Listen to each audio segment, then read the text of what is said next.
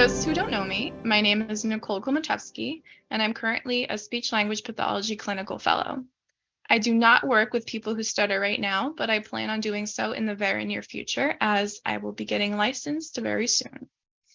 I'm part of the founding team at MySpeech, and I am a stuttering advocate and have been for the past 2 years now.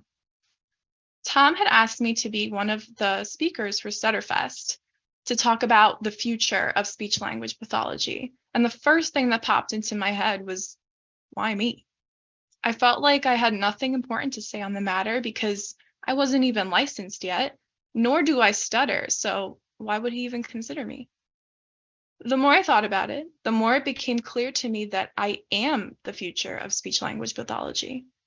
It also became clear to me to never question Tom because now I have the wonderful opportunity to speak to you all today. I would like to begin by talking about what is being taught in SLP grad schools today, or rather a year ago when I graduated. I have only ever attended one graduate program, but I can say that I'm exceptionally lucky to have had the opportunity to get an entire semester worth of fluency disorders class that outlined the assessment, diagnosis, and treatment of fluency disorders. My education involved learning how to identify a stutter and how to classify the disfluencies based on words such as repetitions, blocks, prolongations, filler words, etc. We learned about emotional reactivity, genetics, neurology, and temperament theories. The course outlined various ways to assess a stutter using fluency measures and percentage of syllables stuttered. We completed an assessment project that involves transcribing and timing how long each disfluency lasted. We wrote out the pseudo-client's average speaking rate and how distracting the secondary behaviors might be to a listener. Although I learned so much from my fluency disorders course, and it gave me a great foundation of knowledge about genetic predisposition and neurological components behind stuttering, it was people who stutter that taught me how harmful some of these approaches are. And now we have the evidence-based research to support that. We have articles out there by some amazing researchers in the stuttering community who talk about the quality of life, who include the lived experience of people who stutter, who talk about why not to measure the percentage of syllables stuttered, or even suggesting that we do away with the word fluency overall. We have CEU opportunities out there that involve book clubs and research symposiums that talk about shifting our practices towards a more stutter-affirming technique. So yes, there is much work to be done, but there is also so much out there that proves that we've been doing damage for so long. So in my opinion, there is no excuse anymore. There is no excuse as to why we are still negatively impacting the quality of life of our stuttering clients. Because either you don't know, which is fine because you can learn, or you don't care, which is not fine.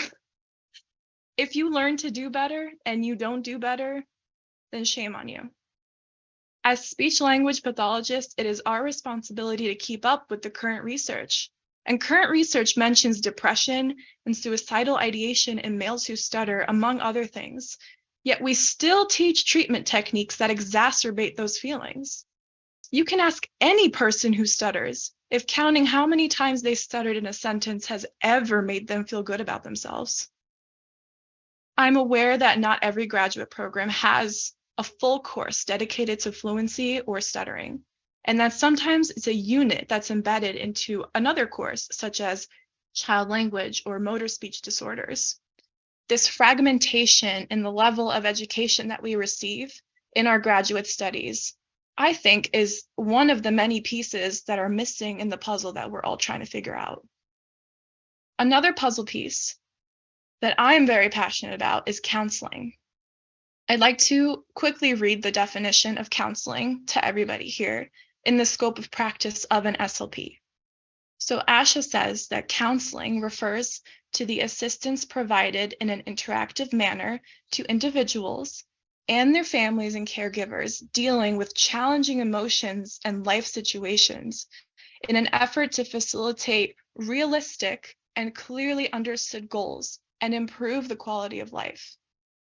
I want all people who stutter listening to this to know that they deserve this aspect in speech therapy, and that this is not something that you could be lucky to receive if you happen to get a good speech therapist. And again, I went to graduate school that offered a course on counseling, and I was very lucky to have a professor that walked us through a lot of the aspects around counseling. But our education and our knowledge should not be based on luck. It should be a standard. Despite all this, I'm very excited about the direction that speech-language pathology is going, because that direction is decided by me. I get to decide how to treat my stuttering clients, and as long as I'm practicing, I promise anyone who I cross paths with will never be treated like another case study in a textbook. I give my graduate school credit for the exceptional training and education that I received, but people who stutter taught me about people who stutter. I urge all speech therapists to immerse themselves in the community they are treating in order to learn about the good, the bad, and the ugly. We need to listen to lived experiences just as much as we listen to evidence-based research. It helps you be a better rounded therapist, and it helps you provide the care that your clients really need. We all deserve to be treated like humans, especially when we go get help from people who exist to help us. Thank you.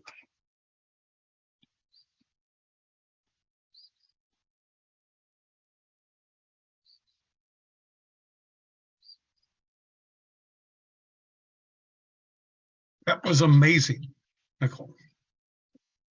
Thank you. Amazing. So we have time for some Q&A. Does anyone have any questions for Nicole?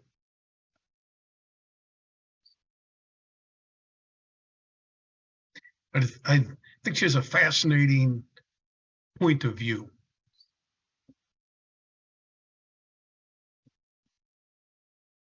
I have a question for you, Nicole. Sure. So I bring my child to you. Well, hey, I've been bringing my child to you for a year, and they still stutter. Mm. You know, so you haven't fixed them. You know, I've spent thousands of dollars because my insurance doesn't cover it. And you haven't done your job. So how would you respond to that? Well, I mean, based on what you're telling me, I think there's a breakdown in communication, and there's a breakdown in the definition of what it means to help this child, because I'm not here to fix your child, because your child is not broken. And so I think there, should be probably a whole session with the parent in order to educate them about what stuttering really is, and for them to really listen to their child and to listen to me when I say that their child is not broken, and that the more they push for that fix and that cure, the less it'll be there, because that's the attitude that they bring to the session, and that's the attitude that they bring home. And kids are very emotionally tuned in, like more than we are. So, I think that there has to be more parent education at that point.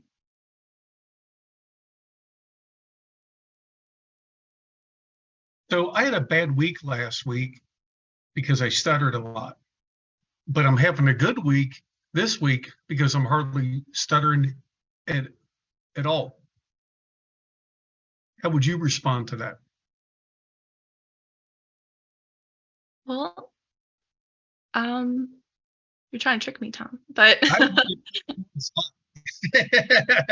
like I'm in an interview right now. I'm like, oh my gosh. Well, I mean, your good week and your bad week, your definition of good and bad is totally valid. And I'm not here to take that away from you or redefine it for you or tell you you're supposed to feel a certain way about this and a certain way about that. So if you're having a good week because you're not being held back by your stutter, then I'm happy for you. But if you're having a good week because you are fluent, then we need to talk about what your goals really are. One of the whole points of having you talk to us today, because this is going to give us a glimpse as to what's being taught in the educational environment today. I mean, it helps us see someone fresh out of college, what you've learned, what you believe, and how you help your future clients. So that's why you being here today, talking to us, that's why that's so important. Because a lot of us have memories of, speech language pathology that's quite different than what you're talking about today. And I, for one, I'm very encouraged by the progress that has been made. And I think this is all good stuff. Thank you. So unless anyone has any other questions or any other comments, we will proceed. Oh, Robert, yes, sir. Robert. Hi. I'd just like to ask you a question. One thing you mentioned earlier was just talking about men and the higher rate of male suicide rates, because that's actually something very close to my heart. It's part of my own journey. And I just like to, not to go into depth here because it's not the forum, but just to say it's really great to hear that, because this higher rate of male suicide rate and helping men to feel their emotions and express their emotions, and also looking at how men and women express emotions not necessarily in the same way, I think is a crucial thing. And I really love that you've mentioned that, because as a gay man who has a stutter, and part of the reason I began writing my book was because of a failed suicide attempt, and having to come to terms with how men actually process emotions and the shame and the self-hate from like that angle, I think is just really amazing. And I'm thrilled that you actually mentioned that, because it's one of the kind of fields I've been looking at too, and how to sort of help men who have a stutter, and just looking at how there are sort of tools there for both men and women and all of us as a group too, but seeing that one sort of tool doesn't necessarily work for everyone. So I think that's really amazing. So thank you. I just wanted to add that because I got quite excited by it. Thank you for sharing your story, and I'm glad that something I said had resonated with you, because it's important to view things from not such a binary, like it's just the treatment of stuttering or something else, right? Like men who stutter, women who stutter, gay men who stutter, gay women who stutter, black men who stutter, black women who stutter. Everybody has a different story, and everybody's story is valid, and everybody's story needs to be heard, because we will never be able to do right by people who stutter if we don't listen to people who stutter.